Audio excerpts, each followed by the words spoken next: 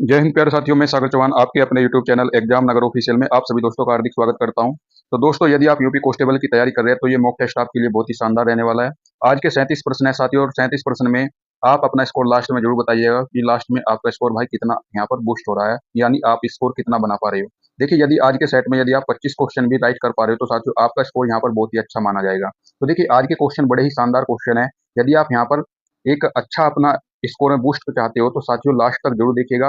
और जो भी मेरा भाई और बहन चैनल पर नहीं है तो प्लीज सब्सक्राइब करके बेल आइकन ऑल प्रेस कर ले और वीडियो को एक लाइक भी कर दे साथियों। तो देखिए, आज के सेशन की पहले शुरुआत करते हैं। यहाँ पर पहला आपका क्वेश्चन हो जाएगा, बोलते समय मुख के कितने उच्चारण स्थानों का प्रयोग किया जाता है? 3, 4, 6 या 5? तो देखिए, बोलते समय जब मुख से आप उच्चारण करोगे शब्दों का यानी वर्णों का, तो यहाँ पर कितने प्रकार से कर सकते हो? तो 6 प्रकार से। तो यहाँ पर सी ऑप्शन बिल्कुल राइट हो जाएगा।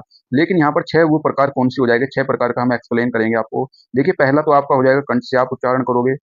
दूसरा हो जाएगा आपका तालु, तालु से भी कुछ उच्चारण करते हैं वर्णों का। तीसरा आपका क्या हो जाएगा? मूर्धा। तीसरा साथियों आपका क्या हो जाएगा यहाँ पर? मूर्धा।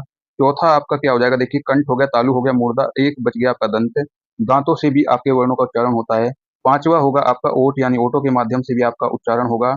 और आपका छठवा हो जाएगा, देखिए ये होता है दंतोष्ठ्य। क्या होता है साथियों? दंतोष्ठ्य। ठीक है, दंतोष्ठ्य वर्ण मुझे बताइए साथियों कौन सा हो जाएगा? दंतोष्ठ्य वर्ण होता है आपका वाह। कंठोष्ठ्य बता दीजिए, कंठोष्ठ्य क्या हो जाएगा? देखिए, आपके क्या हो जाएगा? 6 प्रकार से आप उच्चारण कर पाओगे, कंठ, तालु, मूर्धा, दंत, ओष्ठ्य और दंतोष्ठ्य। तो यहाँ पर जो है आपका क्या होगा साथियों? सी ऑप्शन बिल्कुल करेक्ट जवाब होगा। अगला क्वेश्चन देखिए, अगला क्वेश्चन क्या है? जिन स्वरों के उच्चारण करने में ह्रस्व स्वर से 3 गुना समय लगता हो, उन स्वर को आप क्या कहेंगे? वैदिक कहेंगे क्या? वैदिक तो बिल्कुल गलत होगा। दीर्घ स्वर वहां पर होगा जहां पर 2 गुना समय लगे। पैतृक नहीं होगा, इसको कहेंगे आप साथियों प्लूत स्वर। तो यहाँ पर क्या हो जाएगा साथियों? डी ऑप्शन बिल्कुल सही उत्तर हो जाएगा। अगला क्वेश्चन देखिएगा, अगला क्वेश्चन क्या है? ह्रस्व और दीर्घ इनमें से किसके प्रकार है? देखिए, ह्रस्व और दीर्घ जो है ये तो स्वर के प्रकार है, तो यहाँ पर ए ऑप्शन बिल्कुल राइट हो जाएगा। इसमें तो कोई संदेह की बात नहीं है। व्यंजन नहीं होगा, वर्णमाला नहीं होगा, ना ही संयुक्त व्यंजन होगा। संयुक्त व्यंजन कौन कौन से होते हैं साथियों? आपके तीनों सा और हा, ये आपके क्या हो गए? संयुक्त व्यंजन हो गए। तो ए ऑप्शन यहाँ पर करेक्ट जवाब होगा। अगला क्वेश्चन देखिए, अगला क्वेश्चन क्या है? दिए गए विकल्पों में से आवर्तमुखी स्वर का उदाहरण कौन सा है? ठीक है, आवर्तमुखी क्या होता है साथियों? जहां पर जो है उच्चारण करते समय वर्णों का आपके होठों की आकृति जो है वृत्त के समान हो जाए, यानी गोलाकार हो जाए। तो देखिए, आ को आप उच्चारण करिए तो यहाँ पर क्या हो जाएगा? एकदम वृत्त के समान आपके होठों का आकार हो जाएगा, आ। ठीक है, तो आ को जब उच्चारण करोगे तो देखिए होठों का आकार जो है आपके वृत्त के समान हो जाएगा। तो यहाँ पर क्या होगा? बी ऑप्शन बिल्कुल करेक्ट जवाब होगा। इस तरीके से मेरे भाई एग्जाम में आप आसानी से भी क्वेश्चनों को हैंडल कर पाएंगे। अगला क्वेश्चन देखिए भाई, अगला क्वेश्चन क्या है? स्वर के उच्चारण में लगने वाले समय को क्या कहेंगे? देखिए, स्वर के जब आप उच्चारण करोगे तो उसको क्या कहेंगे? उस समय को क्या कहेंगे? तो उस समय को मात्रा बोलेंगे, अनुस्वार या ह्रस्व या प्लुत। तो प्लुत तो भाई नहीं कहेंगे, ना ही ह्रस्व कहेंगे, ना ही अनुस्वार। तो देखिए, ये हो जाएगा मात्रा। तो यहाँ पर क्या होगा? ए ऑप्शन बिल्कुल करेक्ट जवाब होगा। इस तरीके से भाई आप जो है एग्जाम में ऑप्शन को एलिमिनेट करके भी आंसर की ओर जा सकते हो। तो ए ऑप्शन बिल्कुल सही जवाब होगा। अगला क्वेश्चन देखिएगा, दिए गए शब्दों में शुद्ध वर्तनी का चयन कीजिए। ठीक है, शुद्ध वर्तनी देखिए अस्पृश्यता इस तरीके से लिखा जाएगा, या बी ऑप्शन राइट होगा, या सी, या उपयुक्त में से कोई नहीं। तो देखिए, अस्पृश्यता किस तरीके से आपका होता है साथियों? इसकी वर्तनी क्या हो जाएगी? देखिए, आ बनाइए, आधा सा, पा के नीचे रा लगाइए, और आधा सा या था। ठीक है, अस्पृश्यता किस तरीके से लिखा जाएगा? ये आपका बिल्कुल शुद्ध होगा। देखिए, ये इसके जैसा नहीं है तो ये गलत होगा। ये भी इसके जैसा नहीं है, ये भी गलत हो जाएगा। ये देखिए, इसमें थोड़ा सा इसमें घुंडी वाला रा लगाते तो ये सही हो जाता, तो ये भी गलत हो जाएगा। तो यहाँ पर क्या होगा साथियों? डी ऑप्शन बिल्कुल करेक्ट जवाब होगा। कौन सा ऑप्शन होगा साथियों? डी ऑप्शन राइट हो जाएगा। जिन दोस्तों ने अभी तक भाई लाइक नहीं किया, प्लीज लाइक कर दे और चैनल को सब्सक्राइब करके भाई बेल आइकन ऑल प्रेस कर दे। इतना काम साथियों आप कर दीजिए, थोड़ा सा तो सपोर्ट कर दीजिए साथियों। अगला क्वेश्चन देखिएगा, अगला क्वेश्चन क्या है? पंचांग शब्द की कौन सी वर्तनी जो है सही है? देखिए, वर्तनी से आपके एग्जाम में एक या दो क्वेश्चन बन सकता है, हालांकि एक ही क्वेश्चन बनता है। तो यहाँ पर पंचांग इस तरीके से, या बी ऑप्शन, या सी, या डी ऑप्शन आपके राइट हो गए। तो देखिए, यहाँ पर पंचांग जो है यहाँ पर सी ऑप्शन बिल्कुल राइट लिखा हुआ है। इस तरीके से भी आप लिख सकते हो। ठीक है, तो यहाँ पर पंचमा अक्षर जो है आपका आधा होगा। ठीक है, ये आपके गलत हो जाएगा। अन्य ऑप्शन, अन्य ऑप्शन गलत हो गए। सी ऑप्शन बिल्कुल यहाँ पर सही लिखा हुआ है। अगला क्वेश्चन देखिएगा भाई, अगला क्वेश्चन क्या है? महोष्ण और महोदधि में प्रयुक्त संधि का नाम बताइए। देखिए, मैं आपसे एग्जाम में इतनी बार बता चुका हूँ, एग्जाम से रिलेटेड वीडियो में भी, कि भाई जब भी आपका संधि से क्वेश्चन आएगा ना तो संधि विच्छेद आपको आना चाहिए। तो संधि विच्छेद देखिए, इनका इसका किस तरीके से आप करोगे? तो यहाँ पर देखिए, संधि विच्छेद करोगे तो संधि का नाम भी आपसे पूछ सकता है। और यहाँ पर साथियों एक से दो क्वेश्चन आपके एग्जाम में आने वाले हैं। तो देखिए, महोदधि में आप जैसे इसका संधि विच्छेद करेंगे तो ये हो जाएगा महाधन उदधि। ठीक है, उदधि। तो यहाँ पर देखिए, जब आप जो है साथियों आ का मेल जब लघु ऊ से करोगे तो बराबर में आपका क्या बन जाएगा? ओ बन जाएगा। और ये रूल जो है किस संधि का होता है साथियों? गुण संधि का होगा। ठीक है, गुण संधि यहाँ पर हो जाएगी। गुण संधि का रूल होता है। और यहाँ पर साथ ही में हम बात कर ले इसकी महोष्ण की, तो यहाँ पर भी इसका संधि विच्छेद क्या हो जाएगा, महाधन उष्ण होगा, महाधन उष्ण होगा। अब देखिए साथियों, यहाँ पर आ का मेल जब आप लघु ऊ से करेंगे तो बराबर में आपका क्या बन रहा है, यहाँ पर ओ बन रहा है, और ये रूल भी साथियों गुण संधि का होगा। तो यहाँ पर क्या हो जाएगा, सी ऑप्शन बिल्कुल करेक्ट जवाब होगा। इस तरीके से भाई एग्जाम में क्वेश्चनों को आप हैंडल करोगे। ठीक है, यदि ये क्वेश्चन समझ में आ रहे हैं साथियों, अच्छा लग रहा है आपको, तो भाई वीडियो को लाइक कर दीजिए। अगला क्वेश्चन देखिए भाई, अगला क्वेश्चन आपका क्या है, अगला क्वेश्चन भाई इसमें जो है आपका संधि पूछ ली है। यहाँ पर जो है आपका संधि का प्रकार कौन सा है। देखिए अनुच्छेद, यहाँ पर जब आप इस अनुच्छेद का संधि विच्छेद करेंगे तो देखिए किस तरीके से होगा, अनु, अनु के आगे आप विसर्ग लगाइएगा और इसका हो जाएगा छेद। ठीक है, जब आप विसर्ग के बाद में यदि छ आता है तो आपका जो है यहाँ पर क्या हो जाएगा, विसर्ग के स्थान पर आपका आधा चा का प्रयोग होता है। और ये रूल जो है किस संधि का होता है साथियों, ये होता है आपका विसर्ग संधि का। किसका होगा, विसर्ग संधि का होगा ये रूल। तो यहाँ पर जब विसर्ग संधि हो गई, साथ ही में हम बात करें निरोग की, तो निरोग में क्या हो जाएगा, देखिए लघु ई की मात्रा लगेगी, नी और विसर्ग लगाइए और रोग हो जाएगा। ठीक है, यदि आपके विसर्ग के बाद में, विसर्ग से पहले यदि आपके मात्रा जो है जो भी है आपकी वो दीर्घ में कन्वर्ट हो जाएगी, तो ये क्या हो जाएगा, यहाँ पर ये हो जाएगा निरोग। ये रूल भी साथियों किसका होता है, ये रूल भी विसर्ग संधि का होता है। तो विसर्ग संधि यहाँ पर होगी आपकी, तो विसर्ग संधि बिल्कुल सही ऑप्शन होगा। कौन सा ऑप्शन होगा साथियों, सी ऑप्शन यहाँ पर बिल्कुल करेक्ट जवाब होगा। इस तरीके से भाई एग्जाम में आप संधि विच्छेद करके संधि का नाम भी पता कर सकते हो और संधि विच्छेद भी कर सकते हो। तो सी ऑप्शन यहाँ पर करेक्ट जवाब होगा। अगला क्वेश्चन देखिए, अगला क्वेश्चन क्या है, हम, हर, ला किस भाषा के उपसर्ग है। देखिए हिंदी भाषा के उपसर्ग है, अरबी फारसी भाषा के उपसर्ग है, अंग्रेजी भाषा के उपसर्ग है, या कोई किसी के भी आपके उपसर्ग नहीं है। तो देखिए हिंदी भाषा के तो उपसर्ग ये साथियों नहीं है, तो ये हो गए आपके अरबी और फारसी भाषा के उपसर्ग। तो यहाँ पर क्या हो जाएगा, बी ऑप्शन बिल्कुल करेक्ट हो जाएगा। अब देखिए यहाँ पर ये उपसर्ग तो साथियों है, यहाँ पर हम इनसे कुछ शब्द बनाने की कोशिश करते हैं। जैसे हम यहाँ पर एक हम शब्द दिया है, हम शब्द दिया है, तो हम शब्द से हम एक बना सकते हैं शब्द, क्या, हम दर्द हो जाएगा, क्या हो जाएगा, हम दर्द हो जाएगा। ठीक है, एक हो जाएगा हम सफर भी कह सकते हो आप, क्या कह सकते हो साथियों, यहाँ पर हम सफर भी कह सकते हो, हमदर्द हो गया, हम सफर भी आप एक शब्द बना सकते हो। और भाई एक हमदर्द हो गया, हम सफर हो गया, एक और बना सकते हो, क्या, हमदम बना सकते हैं, हमदम। ठीक है, हमदम, ये भाई गानों में भी यूज हो रहे हैं जैसे कि। अब यहाँ पर देखिए एक शब्द है यहाँ पर हर, हर क्या है, हर एक उपसर्ग है। इस उपसर्ग से आप क्या बना सकते हो, जैसे कि हर पल कह सकते हो, हर पल। ठीक है, हर पल यहाँ पर एक शब्द हो गया आपका। और हर दिन कर सकते हो, हर पल और हर दिन भी कर सकते हो, क्या कर सकते हो साथी, हर दिन भी कर सकते हो। और यहाँ पर क्या कर सकते हो, हर बार भी। तो यहाँ पर देखिए आप हर उपसर्ग से भी आप शब्दों का लिखने की थोड़ी प्रैक्टिस कीजिए, जिससे आपके थोड़े ज्यादा याद रहे। ठीक है, अब देखिए ला यहाँ पर उपसर्ग है, ला उपसर्ग से कौन कौन से शब्द बना सकते हो, जैसे कि ला इलाज कर सकते हो, ला इलाज। ठीक है, ला इलाज, यहाँ पर एक शब्द बना सकते हो ला इलाज। और एक शब्द बना सकते हो आप लावारिस बना सकते हो, लावारिस। क्या बना सकते हो साथियों, लावारिस बना सकते हो। एक बना सकते हो लापरवाह, लापरवाह एक शब्द बना सकते हो। तो देखिए यहाँ पर शब्द भी आपसे बनाने के लिए दिए सकते हैं भाई, एग्जाम में कुछ भी पूछ सकता है। सिंपल क्वेश्चन तो भाई सभी करते हैं, आपको थोड़ा एग्जाम में हटकर करना है। तो यहाँ पर क्या होगा साथियों, बी ऑप्शन बिल्कुल करेक्ट जवाब होगा, बी ऑप्शन बिल्कुल राइट होगा। अगला क्वेश्चन देखिए, अगला क्वेश्चन क्या है, आहट आवट कृदंत प्रत्यय के भेद के उदाहरण है। ठीक है, आहट आवट कृदंत प्रत्यय के भेद है, आहट आवट कृदंत प्रत्यय के भेद है, कृत प्रत्यय के, क्रम प्रत्यय के, करण प्रत्यय के, या फिर भाववाचक प्रत्यय के। तो देखिए यहाँ पर साथी आपके जो है कृदंत प्रत्यय के भेद कितने होते हैं, भेद होते हैं आपके पांच। ठीक है, पांच भेद होते हैं। देखिए कृत प्रत्यय भी है, क्रम प्रत्यय भी भेद होता है, करण प्रत्यय भी, और भाववाचक। चार तो आपके दिया है, तो पांचवा कौन सा हो गया भाई, पांचवा हो गया आपका, ये होता है क्रियाकृत प्रत्यय। क्या होता है साथियों, क्रियाकृत प्रत्यय, क्रियाकृत प्रत्यय, क्रियाकृत प्रत्यय आपके क्या हो जाएगा यहाँ पर, ये हो जाएगा आपके इसके कृदंत प्रत्यय के भेद हो जाएंगे। ठीक है, आहट और आवट से इसमें जो है आपका कौन सा हो जाएगा, देखिए आहट और आवट से आप शब्द बना सकते हो, आहट और आवट से शब्द बना सकते हो। जैसे हम ले लेते आहट, ठीक है, आहट लेते हैं साथियों, यहाँ पर आहट, यहाँ पर प्रत्यय लेते हैं, और यहाँ से शब्द क्या बन जाएगा, घबराहट। ठीक है, घबराहट, घबराहट बन जाएगा। और घबराहट कैसा शब्द है, यहाँ पर एक भाव का बोध करा रहा है, तो ये साथियों यहाँ पर क्या हो जाएगा, भाववाचक प्रत्यय हो जाएगा। इससे तो आपने ये कंफर्म कर लिया, बी ऑप्शन यहाँ पर बिल्कुल राइट हो जाएगा।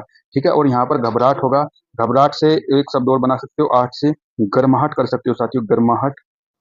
ठीक है, तो यहाँ पर आहट से ये शब्द हमने बना लिए। साथ ही हम बात करें यहाँ पर आवट की। ठीक है, आवट की बात करें, देखिए आवट से आप कौन कौन से शब्द बना पाओगे, आवट। ठीक है, जैसे लिखावट हो गया, क्या हो गया साथियों, लिखावट हो गया, लिखावट हो गया। और यहाँ पर एक शब्द बना सकते हो, लिखावट हो गया, एक शब्द बना सकते हो बनावट। बनावट हो गया।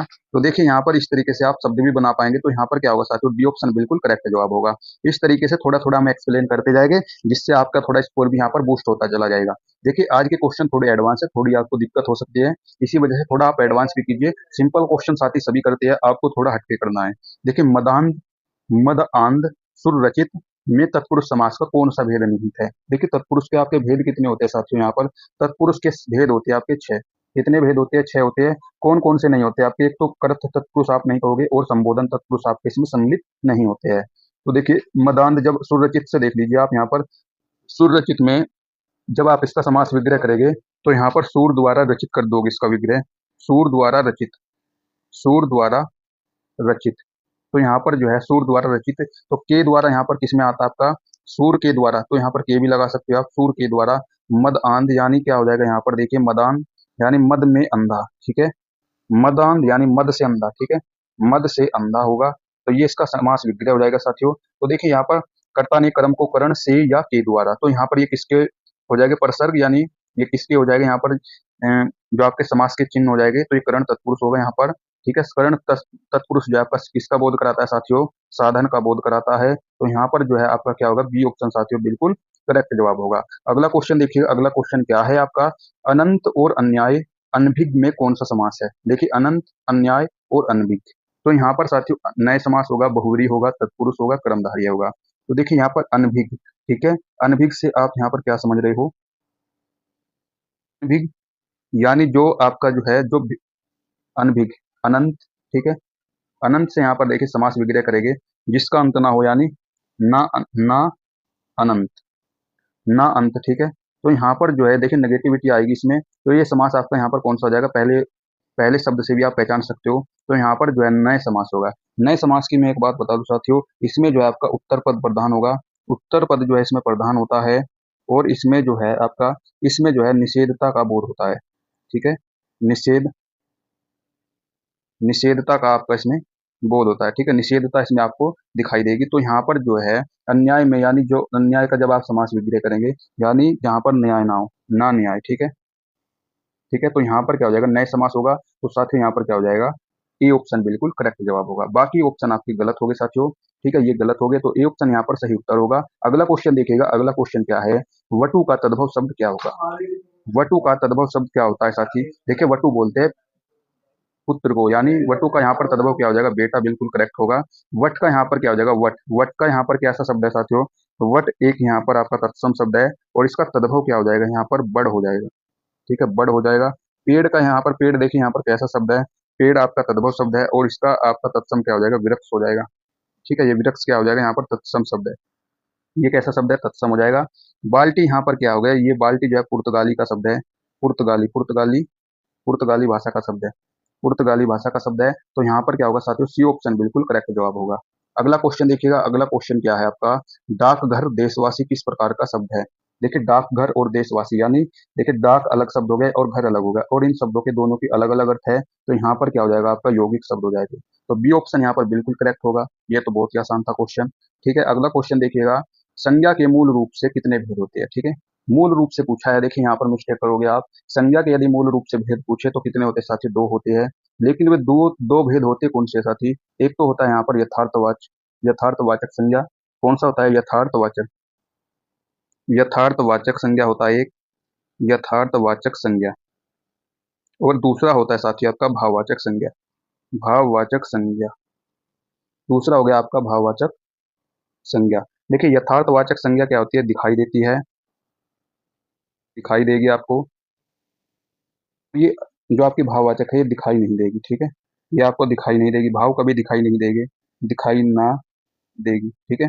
तो यहाँ पर देखिए साथियों यथार्थवाचक संज्ञा के भेद कौन कौन से हो जाएंगे, इसमें देखिए व्यक्तिवाचक आ जाएगा आपका, व्यक्तिवाचक आ जाएगा, दूसरा आ जाएगा आपका जातिवाचक, जातिवाचक आ गया, तीसरा साथियों आपका क्या हो जाएगा, व्यक्ति हो गया, जाति हो गया, पदार्थ हो गया, इसमें पदार्थवाचक हो गया, पदार्थवाचक इसी का भेद है। यथार्थवाचक संज्ञा के भेद है, पदार्थवाचक एक हो गया आपका साथियों समूहवाचक, क्या हो गया साथियों यहाँ पर, समूहवाचक हो गया। तो समूहवाचक, ये देखिए व्यक्तिवाचक, जातिवाचक, पदार्थवाचक, समूहवाचक, ये यथार्थवाचक संज्ञा के भेद हो गए। तो यहाँ पर क्या हो जाएगा साथियों, ए ऑप्शन बिल्कुल करेक्ट जवाब होगा। अगला क्वेश्चन देखिएगा, अगला क्वेश्चन क्या है, निम्नलिखित में से कौन सा भाववाचक संज्ञा नहीं है। देखिए यहाँ पर भाववाचक, ये हिंदुत्व तो यहाँ पर एकदम भाववाचक संज्ञा है, और ये किससे बना हुआ है? हिंदू से बना है। और हिंदू यहाँ पर किसका बोध करा रहे हैं? साथ ही यहाँ पर एक जाति का बोध करा रहे हैं। पढ़ाई यहाँ पर देखिए क्रिया से बना है, पढ़ना क्रिया से बना है, तो ये भी भाववाचक संज्ञा है। बाहर यहाँ पर अव्यय शब्द से बना है, ये किससे बना है? बाहर से बना है, ठीक है। बाहर यहाँ पर अव्यय शब्द से क्या बना है? बाहरी, और ये क्या हो जाएगा? भाववाचक संज्ञा हो जाएगी। आपसे पूछा है भाई भाववाचक संज्ञा जो नहीं है। संतुष्ट, संतुष्ट तो यहाँ पर क्या है साथियों? एक विशेषण शब्द है, विशेषण शब्द है ये, ठीक है, विशेषण शब्द है। और इसका जब आप भाववाचक बनाओगे तो ये क्या हो जाएगा? संतुष्टि हो जाएगा। संतुष्टि इसका भाववाचक हो जाएगा, ठीक है साथियों। तो यहाँ पर क्या होगा? एकदम डी ऑप्शन बिल्कुल करेक्ट जवाब होगा। अगला क्वेश्चन देखिएगा, अगला क्वेश्चन आपका क्या है? निम्नलिखित में से निश्चयवाचक सर्वनाम का उदाहरण क्या है? देखिए निश्चयवाचक सर्वनाम का उदाहरण नहीं है, ये बताना है आपको। देखिए नहीं से आपके एग्जाम में क्वेश्चन काफी बनेंगे। निश्चयवाचक सर्वनाम जहां पर नहीं है वो आपको ऑप्शन बताना है। यह मेरी कलम है, भाई बिल्कुल निश्चय हो रहा है यहाँ पर। यह मेरी, यह मेरे गुरुजी है, ये भी निश्चय हो रहा है यहाँ पर। देखिए यहाँ पर देखिए दो सर्वनाम शब्द यहाँ पर एक साथ आए हुए हैं, तो यहाँ पर निश्चयवाचक सर्वनाम होगा। मोटी मोटी सी पहचान आपको बता रहा हूँ। वे मेरे प्यारे छात्र है, तो यहाँ पर भी आपका निश्चयवाचक सर्वनाम होगा साथी। यह पुस्तक मेरी है। देखिए सर्वनाम शब्द के साथ में यदि संज्ञा शब्द आ रहा है तो यहाँ पर क्या हो जाएगा साथियों? सार्वनामिक विशेषण होगा। क्या होगा? सार्वनामिक विशेषण आपका यहाँ पर होगा साथियों। सार्वनामिक विशेषण होगा। इससे आप यहाँ पर एग्जाम में आसानी से पता कर सकते हो। तो क्या होगा यहाँ पर? निश्चयवाचक सर्वनाम का एग्जाम्पल जो नहीं है वो डी ऑप्शन यहाँ पर करेक्ट जवाब होगा। अगला क्वेश्चन देखिएगा, अगला क्वेश्चन क्या है? गीदड़ का स्त्रीलिंग क्या होगा? गीदड़ का स्त्रीलिंग क्या? गीदड़ी, गीदड़नी, गीदड़ी या गिदड़िया। तो यहाँ पर जो है साथी गीदड़ का यहाँ पर स्त्रीलिंग क्या होता है? गीदड़ी कहेंगे। तो सी ऑप्शन यहाँ पर बिल्कुल सही उत्तर होगा आपका। सी ऑप्शन बिल्कुल राइट होगा। और दोस्तों अगले क्वेश्चन पर बढ़ने से पहले आपसे अनुरोध है, जो भी भाई या बहन चैनल पर नए हैं तो प्लीज सब्सक्राइब करके बेल आइकन ऑल प्रेस कर दे, और वीडियो को साथ में एक लाइक भी कर दे। अगला क्वेश्चन देखिएगा भाई, अगला क्वेश्चन क्या है? निम्नलिखित में से किस वाक्य में अकर्मक क्रिया है? देखिए अकर्मक क्या होता है? कर्म के आधार पर क्रिया के भेद कितने होते हैं साथियों? दो होते हैं, सकर्मक और दूसरा अकर्मक, ठीक है। तो यहाँ पर अकर्मक आपको देखना है। श्याम चावल खाता है, श्याम जो है चावल खाता है, तो यहाँ पर तो कोई सकर्मक क्रिया हो गई, तो ये तो आपका ऑप्शन नहीं होगा। ज्योति रोती है, रोना कैसी क्रिया है भाई? अकर्मक क्रिया है। कैसी क्रिया है? ये अकर्मक हो गई यहाँ पर, और अकर्मक हो गई तो यही आपका ऑप्शन बिल्कुल सही होगा। तो बी ऑप्शन साथियों यहाँ पर बिल्कुल सही उत्तर होगा आपका। अगला क्वेश्चन देखिएगा, अगला क्वेश्चन आपका क्या है? अगला क्वेश्चन यहाँ पर, अगला क्वेश्चन साथियों यहाँ पर क्या है? निम्न वाक्य किस अव्यय से पूरा होगा? देखिए यहाँ पर खालिस्तान से भी आपके एग्जाम में क्वेश्चन आएगा, और यहाँ पर आपको देखना है कि भाई किस अव्यय से ये वाक्य आपका पूरा हो जाएगा। आज नौकरी, यहाँ पर खालिस्तान कोई नहीं पूछता। के बिना या साथ या तक को या कहाँ पर आप लगा सकते हो, तो कहाँ आपका यहाँ पर उचित नहीं होगा। आज नौकरी कहाँ कोई नहीं पूछता, ये गलत होगा। आज नौकरी तक को, यहाँ तक को नहीं लगेगा। आज नौकरी साथ कोई नहीं पूछता। आज नौकरी के बिना कोई नहीं पूछता, ठीक है। यदि साथियों आपकी नौकरी नहीं लगी तो आपका कोई भी मूल्य नहीं है, नहीं समझ ला। कोई आपसे पूछेगा नहीं भाई किस हाल में हो, ठीक है। तो यहाँ पर क्या होगा? ए ऑप्शन बिल्कुल करेक्ट जवाब होगा। अगला क्वेश्चन देखिएगा, अगला क्वेश्चन आपका है, दूधिया ने आधा लीटर दूध 30 रुपए का दिया, ठीक है। रेखांकित में विशेषण क्या है? तो यहाँ पर देखिए आधा लीटर को रेखांकित किया गया है, तो यहाँ पर आधा लीटर क्या गुणवाचक? तो गुण थोड़ी ये प्रदर्शित कर रहा है। परिमाणवाचक है, संख्यावाचक है, सर्वनामिक। तो यहाँ पर देखिए परिमाण को, नाप तोल की बात है तो परिमाण को दर्शा रहा है, तो क्या बी ऑप्शन बिल्कुल राइट हो जाएगा यहाँ पर? बी ऑप्शन राइट हो जाएगा क्या? आधा लीटर नाप तोल की बात है साथियों, भाई परिमाणवाचक होगा, तो यहाँ पर क्या होगा? परिमाणवाचक होगा। बी ऑप्शन बिल्कुल करेक्ट होगा। संख्यावाचक नहीं होगा, ना ही सार्वनामिक होगा, तो बी ऑप्शन राइट होगा। अगला क्वेश्चन देखिए, अगोचर किसका पर्यायवाची नहीं है? देखिए नहीं से आपके एग्जाम में भाई काफी क्वेश्चन बनने वाले हैं, याद रखिएगा मेरी बात। अगोचर किसका पर्यायवाची नहीं है? देखिए अगोचर किसको कहते हैं? ईश्वर को कहते हैं, ठीक है। और ईश्वर को आप अनंत भी कहते हैं, परमेश भी कहते हैं, और जगन्नाथ भी। विनायक किसके पर्यायवाची होते हैं साथियों? विनायक होता है गणेश का पर्याय। किसका पर्यायवाची होता है? गणेश कह दोगे आप, लंबोदर बोल दोगे, लंबोदर, ठीक है, लंबोदर कह सकते हो। एक दंत भी इसी के पर्यायवाची है, एक दंत, ठीक है। एक दंत भी इसी के पर्यायवाची हो गए। और आपको कह सकते हो गज बदन भी गणेश जी को कहा जाता है, गज बंद, गज बदन, ठीक है। तो यहाँ पर क्या अगोचर किसका पर्यायवाची नहीं है? विनायक का नहीं है, तो डी ऑप्शन साथियों बिल्कुल सही जवाब होगा आपका। अगला क्वेश्चन देखिएगा, अगला क्वेश्चन आपका यहाँ पर क्या है? अगला क्वेश्चन है, जब पिता का विक्षोभ बेटे से हुआ तो फिर पिता ने प्राण त्याग दिए, रेखांकित का विलोम शब्द क्या होगा? देखिए यहाँ पर विक्षोभ का आपको विलोम बताना है। विक्षोह का मतलब यहाँ पर होता है साथी बिछुड़ना, ठीक है। बिछुड़ना कहेंगे तो बिछुड़ने का यहाँ पर विलोम क्या हो जाएगा? तो मिलन कहेंगे, उपकार कहेंगे, कोप कहेंगे, या मोक्ष कहेंगे। तो ए ऑप्शन साथी यहाँ पर बिल्कुल सही जवाब होगा आपका। क्या होगा? ए ऑप्शन बिल्कुल करेक्ट जवाब होगा। उपकार का विलोम क्या हो जाएगा साथियों? यहाँ पर अपकार कहेंगे, उपकार का विलोम अपकार हो जाएगा। कोप का विलोम क्या हो जाएगा? कृपा हो जाएगा। मोक्ष का विलोम यानी मोक्ष यानी मुक्ति होता है, और इसमें मोक्ष का विलोम कह सकते हो आप बंधन, ठीक है। मोक्ष का विलोम क्या हो जाएगा? बंधन हो जाएगा। तो साथियों यहाँ पर क्या होगा? ए ऑप्शन बिल्कुल सही जवाब होगा। अगला क्वेश्चन देखिएगा, अगला क्वेश्चन क्या है, दिए गए शब्दों में से विषयी शब्द के विलोम का चयन कीजिए। ठीक है, विषयी शब्द का आपको विलोम का चयन करना है। देखिए विषय क्या होता है, जो आपके संसार के विषयों में मग्न रहता है। ठीक है, तो वहां पर विषय उसको बोलेंगे आप। तो विषय यानी आप इंद्रियों के वश में है ना आप, तो यहाँ पर जो इंद्रियों के वश यानी भोग विलास में विलीन है, तो वहां पर इसका विलोम क्या हो जाएगा साथियों, जितेंद्रिय। इसका बिल्कुल सही जवाब होगा। जिसने इंद्रियों को जीत लिया वो भाई विषय से यानी मुक्त हो गया है, तो यहाँ पर बी ऑप्शन राइट होगा। महान का विलोम यहाँ पर क्या हो जाएगा, क्षुद्र आप कहेंगे। क्या कहेंगे साथियों, क्षुद्र इसका विलोम हो जाएगा।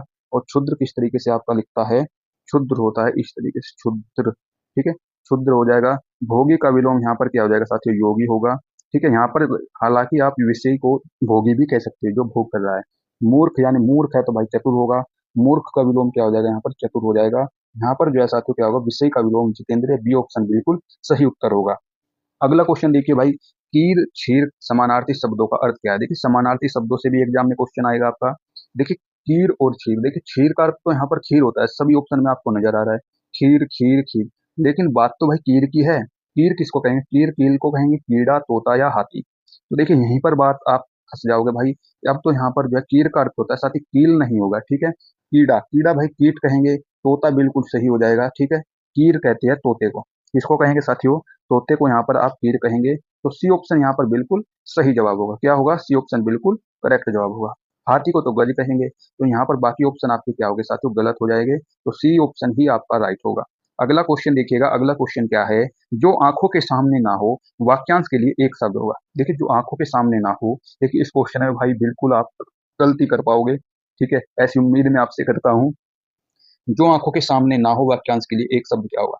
देखिए जो आंखों के सामने हो तो उसको तो आप प्रत्यक्ष कहोगे, और जो आंखों के सामने ना हो उसको क्या कहेंगे साथी, अप्रत्यक्ष कहेंगे। बिल्कुल यहाँ पर सही हो जाएगा, अप्रत्यक्ष कहेंगे। दूरस्थ, भाई जो दूर स्थित है उसको दूरस्थ कहेंगे, तो प्रत्यक्ष तो यहाँ पर गलत होगा, दूरस्थ भी। परोक्ष, परोक्ष भाई परोक्ष भी तो अप्रत्यक्ष ही होता है। तो यहाँ पर भाई बी सी और डी ये दोनों ऑप्शन आपके राइट हो जाएंगे। बी और डी यहाँ पर दोनों राइट हो जाएंगे। बी और डी साथियों यहाँ पर बिल्कुल दोनों राइट हो जाएंगे ऑप्शन। ठीक है, अप्रत्यक्ष ही आपका परोक्ष है। देखिए प्रत्यक्ष का विलोम क्या होता है, परोक्ष होता है। तो यहाँ पर जो है प्रत्यक्ष, अप्रत्यक्ष और परोक्ष क्या है, समानार्थी शब्द है ये। तो ये समानार्थी है, तो भाई एक ही अर्थ होगा इनका। तो जो आंखों के सामने ना उसको आप अप्रत्यक्ष भी कह सकते हो और परोक्ष भी कहोगे। तो बी और डी दोनों ऑप्शन यहाँ पर राइट हो जाएंगे। अगला क्वेश्चन देखिएगा भाई, अगला क्वेश्चन क्या है, कलाकार की कलाकृति में जनता की आकांक्षाओं का खालिस्तान होना चाहिए। देखिए भाई खालिस्तान से भी एक क्वेश्चन जरूर आएगा एग्जाम में। कलाकार की कलाकृति में जनता की आकांक्षाओं का होना चाहिए प्रतिवेदन, प्रतिफलन, दर्पण या प्रतिपालन। तो प्रतिपालन यहाँ पर गलत होगा। प्रतिपालन तो साथियों बिल्कुल गलत, और ना ही दर्पण कहिए। बात आगे प्रतिवेदन और प्रतिफलन। तो देखिए कलाकार की कलाकृति में जनता की आकांक्षाओं का प्रतिवेदन होना चाहिए। प्रतिवेदन यहाँ पर उपयुक्त नहीं होगा। प्रतिफलन बिल्कुल आपका राइट हो जाएगा।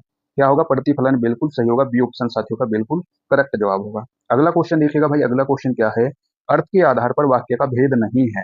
देखिए वाक्य के भेद नहीं है, वाक्य के भेद होते आखिर कितने हैं साथी, सरल वाक्य, विधि वाक्य, निषेध वाक्य, प्रश्न वाक्य।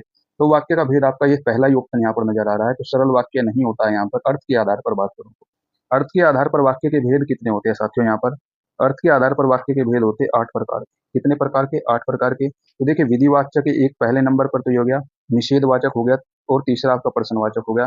चौथा भेद देखिए यहाँ पर, चौथा क्या होगा आपका, चौथा आपका हो जाएगा आज्ञावाचक हो गया एक। ठीक है, क्या होगा चौथा, आज्ञावाचक, आज्ञावाचक हो गया। ठीक है, पांचवा आपका क्या होगा साथी, विस्मयादि बोधक हो गया, विस्मयादि बोधक। ठीक है, विस्मयादि बोधक वाक्य हो गया, अर्थ के आधार पर है साथियों ये। ठीक है, और छठवा आपका क्या होगा, देखिए विधि हो गया, निषेध हो गया, प्रश्न हो गया, आज्ञा हो गया, विस्मयादि हो गया, और आपका हो गया एक इच्छावाचक। ठीक है, कौन सा हो गया, इच्छावाचक हो गया, इच्छावाचक हो गया आपका। एक साथियों कौन सा हो गया, सातवां आपका हो जाएगा इच्छावाचक हो गया। एक होता है साथी संकेतवाचक, संकेतवाचक हो गया। और आठवां साथी कौन सा बचा है आपका, देखिए विधि, निषेध, प्रश्न, आज्ञा, विस्मयादि, इच्छा, संकेत, और एक हो गया आपका संदेहवाचक। ठीक है, संदेहवाचक। तो ये आपके अर्थ के आधार पर वाक्य के भेद पूछे आपसे कभी भी एग्जाम में, तो ये भेद होते हैं 8। और कौन कौन से हो गए, विधि हो गया, निषेध हो गया, प्रश्न हो गया, आज्ञावाचक हो गया, विस्मयादि हो गया, इच्छावाचक हो गया, संकेतवाचक, संदेहवाचक। तो यहाँ पर क्या होगा साथियों, ए आपका ऑप्शन राइट हो जाएगा, जो आपका वाक्य का भेद नहीं है अर्थ के आधार पर, जो सरल वाक्य बता रहा है। तो ये तो आपका गलत होगा यहाँ पर, यही आपका सही उत्तर हो जाएगा। अगला क्वेश्चन देखिएगा, अगला क्वेश्चन क्या है, ज्यों ही मैंने दरवाजा खोला कि श्याम आ गया वाक्य का प्रकार है। देखिए जैसे ही दरवाजा खोला तो श्याम आ गया, तो यहाँ पर एक वाक्य दूसरे पर निर्भर हो रहा है, तो यहाँ पर क्या हो जाएगा आपका मिश्र वाक्य बिल्कुल करेक्ट होगा। मिश्र वाक्य हो जाएगा और यहाँ पर की से शब्दों से इन वाक्यों को जोड़ा गया है यहाँ पर, ठीक है, संयोजन किया है, तो सी ऑप्शन यहाँ पर करेक्ट होगा साथियों। अगला क्वेश्चन देखिएगा, अगला क्वेश्चन क्या है, दिए गए विकल्पों में से रेखांकन का चिन्ह क्या है। देखिए यहाँ पर आपके जो चिन्हों से भी एग्जाम में एक क्वेश्चन भाई आ सकता है। तो देखिए ये तो आपका पूर्ण विराम हो गया, ये क्या है पूर्ण विराम है आपका, ठीक है, ये क्या है यहाँ पर ये पॉइंट सा लिखा हुआ है, ये भी आपका एक पूर्ण विराम का ही अब जो है आधुनिक हिंदी में इसका प्रयोग किया जाने लगा है। रेखांकन चिन्ह जो है आपका सी ऑप्शन, जो इस तरीके से रेखांकित किया जाता है तो ये क्या हो जाता है रेखांकन चिन्ह बोलेगा इसको। तो यहाँ पर क्या साथ सी ऑप्शन बिल्कुल राइट होगा। सी जो है आपका एक ऐसा चिन्ह है, ये आपका निर्देशक चिन्ह है। कैसा चिन्ह है, निर्देशक थोड़ा बड़ा सा होता है, ये हो गया आपका योजक चिन्ह कह सकते हैं आप, ठीक है, योजक चिन्ह। योजक चिन्ह जो है दो विपरीत विपरीत शब्दों के बीच में लगता है, जैसे कि माता पिता, ठीक है, नर मादा, इस तरीके से आप कर सकते हो, तो सी ऑप्शन यहाँ पर राइट हो जाएगा। द्वंद्व समास के जो एग्जाम्पल होते हैं उसके जो बीच में आपका चिन्ह लगा होता है साथियों, वो आपका क्या होता है योजक चिन्ह होता है। अगला क्वेश्चन देखिएगा, अगला क्वेश्चन क्या है, निम्नलिखित वाक्यों में से कौन सा वाक्य शुद्ध है, कौन सा वाक्य शुद्ध है।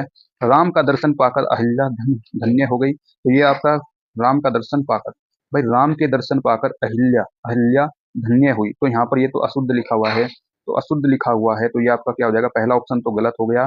दूसरा देखिएगा, भांडा फूटने पर उसकी गर्दन लज्जा से नीचे हो गई, ठीक है, भांडा फूटने पर उसका सिर, भाई उसका सिर करिएगा यहाँ पर, उसका सिर क्या हो जाएगा यहाँ पर, उसका सिर, यहाँ पर उसका सिर जो है लज्जा से नीचे हो गया, ठीक है, यहाँ पर क्या हो जाएगा हो गया, तो ये वाक्य भी आपका गलत हुआ।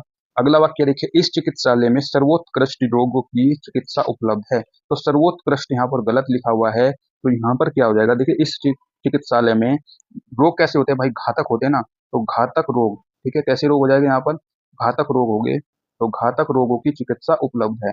भाषा के मानवीकरण के लिए व्याकरण जरूरी है, तो इसमें कोई त्रुटि नहीं, ये वाक्य बिल्कुल शुद्ध लिखा हुआ है, तो यहाँ पर क्या हो जाएगा साथियों, डी ऑप्शन आपका बिल्कुल करेक्ट जवाब होगा, क्या होगा, डी ऑप्शन बिल्कुल सही और शुद्ध वाक्य है। अगला क्वेश्चन देखिए, मुहावरों और उनके अर्थ का निम्न में से कौन सा युग्म सही है। देखिए ऐसे क्वेश्चन आपके एग्जाम में आ सकते हैं, माथा ठनकना, खुशामद करना, मन मैला करना, अत्यधिक प्रश्न होना, रंग बदलना, अपरिवर्तनशील होना, बालू से तेल निकालना, असंभव को संभव करना।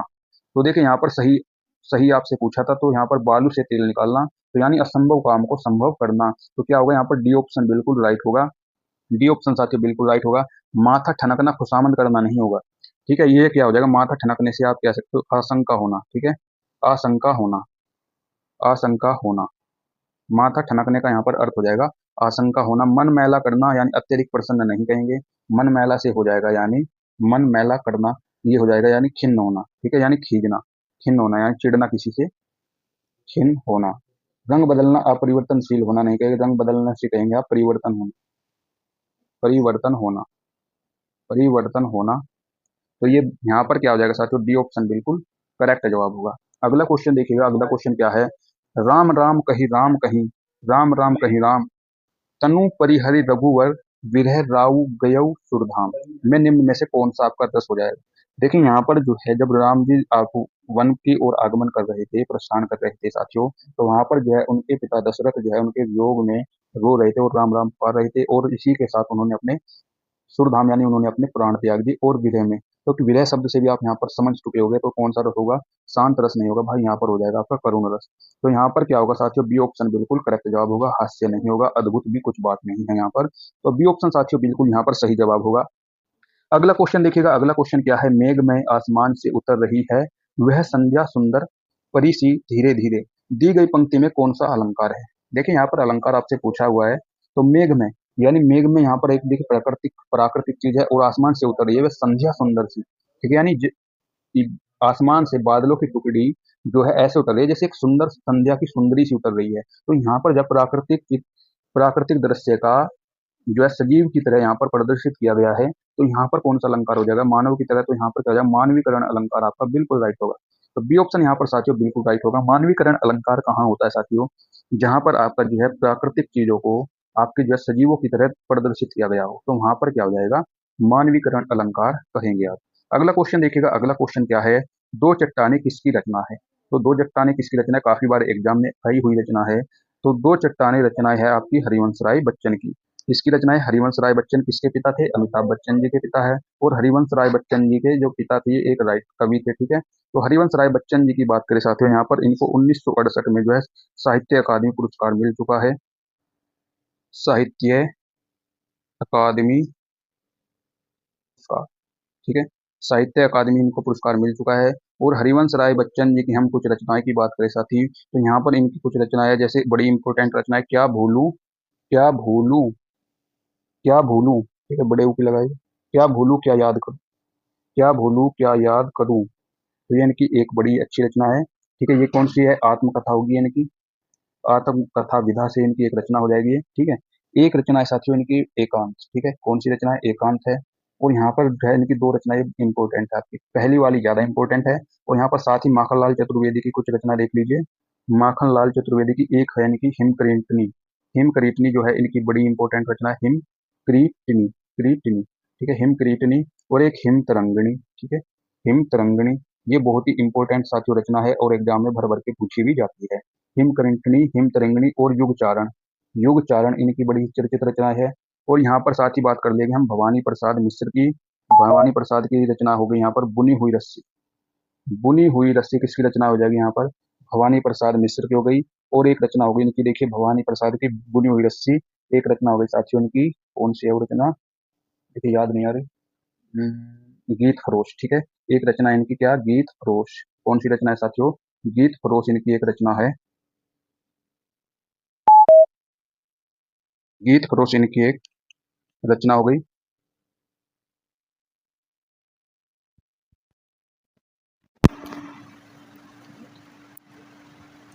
अगला क्वेश्चन देखिए भाई, अगला क्वेश्चन आपका क्या है? अगला क्वेश्चन साथियों यहाँ पर देखिए, अंतिम क्वेश्चन है, श्रृंखला की कड़िया किस विधा की रचना है?